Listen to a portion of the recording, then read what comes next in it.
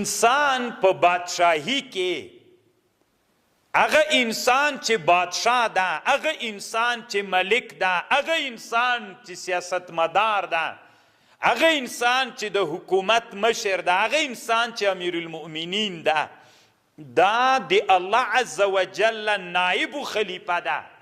په څه شي کې؟ د الله عز وجل په احکامو کې. الله چې کوم احکام په انسانانو باندې عملی کوي، د چا په واسطه باندې عملی کوي؟ د بادشاه په واسطه باندې. نو بادشاه د چا نائب سو؟ د الله نائب سو. نو چې د الله نائب سو، دا د الله نیابت دا کله کله دوام پیدا کوي، کله کله څوک کوي ختمیږي.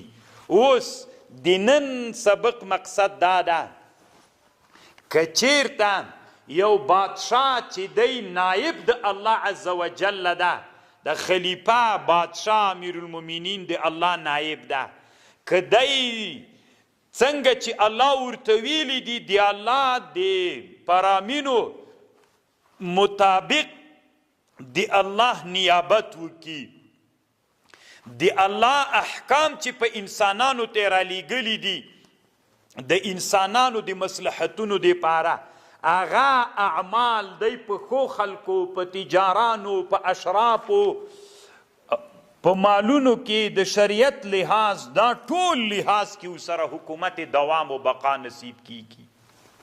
خبر پوش بادشاه د چا نائب سو؟ د الله خلیفه او نائب سو. اوس که د الله څوک مخته بول، احکام پرامین و قوانین مخته بول، د حکومت څوک کوي؟ دوام کوي. مثلا ته پارس کا، اوس د موږ تاسې ته الله چې کومه بادشاهي را کړې، که په دې بادشاهي کې له امیر نه رانیولې تر وزیره پورې، تر ولسوال او تر پرده پورې عدل چې وکړو، نو چې عدل مو وکړو دا بادشاهي مو ړنګېږي. چې ظلم ونه کړو، عدل وکړو، د الله احکام عملي کړو، د تجارو د غریب فرق نه کو، د خانو د مالدار فرق نه کو، د مریض او د غیر مریض هغه هر یو ته خپله مرتبه ورکو، نو د عدل د الله قایم سو. الله چې کوم احکام مونږ ته ویلي دي، کوم شیان یې مونږ ته ویلي چې دا تاسې عملي کوي، د هغې په مطابق باندې مونږ چې لاړو تګ مو که بادشاهي مو دوام کوي. کومه بادشاهي دوام کوي؟ چې د عدل پکې او د الله عز وجل کوم پرامین سره لیږلي، او دا بادشاه د الله په رښتونې معنا باندې څوک وګرځېږي؟ نائب وګرځېږي. یو او که چیرته دغه سړی دا بادشاهي خو چې الله انسانانو ته ورکړي، په انسان کې دوه جهته دي، انسانیت و حیوانیت. د حیوانیت تقاضا شر و، د انسانیت او د عقل تقاضا څه د قوې عاقلې خیر و. که ته اوس تاسو طالبانو د مسلې ته متوجه سئ، انسان څه ده؟ دا بادشاهي څه ده؟ انسان ته چې الله ورکړی، انسان د دوه جهته پکې دي، حیوانیت هم پکې ده، څوک هم په انسان کې سته، انسانیت هم سته. دا بادشاهي چې انسان ته ورکړل سوی په مقتضا د کم؟ د انسانیت. نو که انسان اوس بادشاه چې د الله نائب سو، دی که د انسانیت په مقتضا لاړو، بادشاهي څوک کوي؟ دوام کوي. که د انسانیت په مقتضا لاړو، چې کومه تقاضا انسانیت کوله، په هغه مقتضا چې لاړو، حکومت دوام کوي. او که چیرته دغه نائب دی الله، دا بادشاه، دی په مقتضا د انسانیت لا نړ، په مقتضا د حیوانیت لاړ، نارواوې کولې، ظلمونه کول، غلاوې کولې، تښتولې کول د امیر، وژلې کول، انسانانې زورول، انسانانو باندې حجر بندیزونه راوستل. نو دلته دا بادشاهي د چا په تقاضا لاړله؟ د حیوانیت په تقاضا لاړله. چې بادشاهي د حیوانیت په تقاضا لاړله، د بادشاهي سیب خاصه د چا ده؟ د انسانیت. نو چې د انسانیت خاصه ده، نو انسانیت په مقتضا به ورسره ځي. خاصیت ده د انسانیت، ته د چا په مقتضا ورسره تګ کوې؟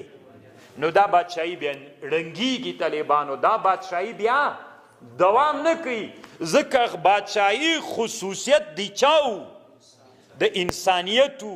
که د انسانیت په مقتضاو سره لاړې بادشاهي په مخزي، بادشاه سولې افراد دی، والی دی، ولسوال دی، وزیر دی، فلان دی فلان دی، عسکر دی، چې هر چا سره د انسان وزیرم د انسانیت چلندو کی، امیرم د انسانیت چلند په مقتضا انسانیتو کی، عسکری مو کی، ټول مامورین د انسانیت په مقتضا باندې لاړ شي، دا حکومت دوام پیدا کی. ځکه بادشاهیم د انسانیت خاصه ده او غواړي دا چې ته د بادشاهي ته دوام ورکړي، په انسانیت به ورسره ځي. او که چیرته یوه بادشاهي نائب د الله مقرر سو، یو څوک بادشاه و، دا بادشاه په موافق د قوې حیوانیې باندې تګ وکړ، بیا دا بیا دوام نه پیدا کوي. دا بادشاهي الله قرآن کې څه وایي طالبانو؟ وَإِذْ أَرَدْنَا أَن نُهْلِكَ قَرْيَةً، الله وایي چې کله مونږ اراده وکړو چې هلاک کړو یو کلی، د یو کلي بادشاهي، د یو بازار بادشاهي ورانه کړو، امرنا. طالبانو تاسې خیر ده د الله په خاطر قرآن معجز ده. څو ورځو کې دما یوه ویډیو ده په دې باندې چې قرآن له کوم لحاظه معجز ده. مونږ ته نه د قرآن اعجاز له دغه لحاظه راخلو چې بس دا لفظي تحقیق دی، قرآن له هر لحاظه معجز ده. ته اوس د علوم اجتماعیو له لحاظه قرآن ته وګوره، بادشاهي خاصه د چا سوله؟ که د انسانیت په مقتضا لاړ د امیر او د حکومت، دا ټول حکومت که د انسانیت په تقاضا لاړ دوام کوي. که د حیوانیت په مقتضا لاړ، که ظلم یې وکړه، دا حکومت ړنګېږي. دا خبره ته اوس قرآن کې وګوره چې علوم اجتماعیات هم قرآن کې سته.